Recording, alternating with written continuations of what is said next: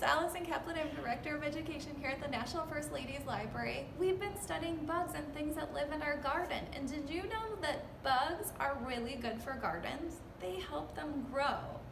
And First Ladies are expert gardeners. Two of my favorites are Ladybird Johnson, who loves flowers, and Michelle Obama, who built her own garden at the White House. Did you know that Ladybird Johnson is actually named not after a bird, but actually a bug, like the ladybug? Some people in the South called the ladybug a ladybird. And when Ladybird was a little girl, someone said to her, "You're as pretty as a ladybird," and it stuck. I never knew until now that they were actually talking about ladybugs. And ladybugs are kind of pretty, right? They're nice and red and they have lots of dots.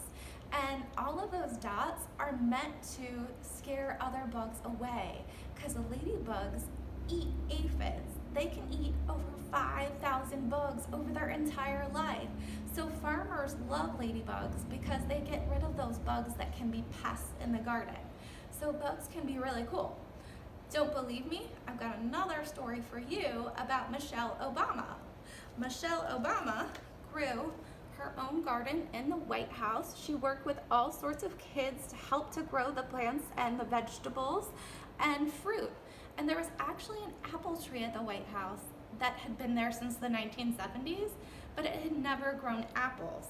One of the things that Michelle did with help of gardeners and National Park Service and White House workers was to create a beehive on the property of the White House. And guess what?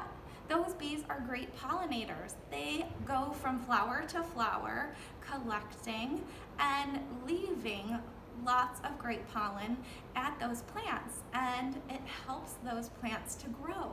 So guess what happened after the bees came to the White House? The apple tree on the property of the White House actually grew apples for the very first time. So bugs can be really cool and really helpful. And so how can you attract bugs to your garden? Well, you can make your very own bug motel. And there are lots of complicated ways you can do it, but we chose a really easy way. So you can take something like this, like a milk carton, or something like this, like a juice or water bottle, and cut it up and cut it open. And you can add string to hang it up. But what we did was we collected all sorts of fun stuff like moss and pine cones and straw. You can even use bamboo that's been hollowed out. And it's a fun place for bugs to hang out. So they love to go into all of these different crevices. You can even use paper towel rolls or bricks. And I even rolled up some pieces of paper. So if you have old worksheets from school you want to get rid of from the school year, you can shove them in there, shove them in your bug motel, and keep adding and adding to this until it builds up really tightly. So you don't want to use glue or anything that will harm the bugs. You want to use mostly natural objects.